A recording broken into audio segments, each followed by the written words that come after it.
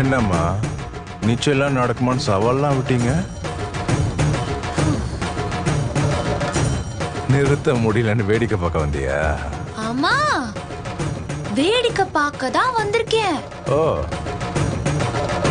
பயங்கர என்டர்டெயின்மெண்ட் இருக்குல்ல, அத காதால கேட்டா நல்லா இருக்காது, நேர்ல பார்த்தாதான் மனசுக்கு அப்படியே குளிர்ச்சியா இருக்கும். நீ ரொம்ப ஹாப்பியா இருக்கணும், சரியா? ஹே, எனக்கு சந்தோஷம் இப்பெல்லாம் கிடையாது. இன்னும் கொஞ்ச நாள்ல எனக்கு கல்யாணம் ஆகி நீ இருக்கிற வீட்டுக்கு நான் வருவேன் பாரு.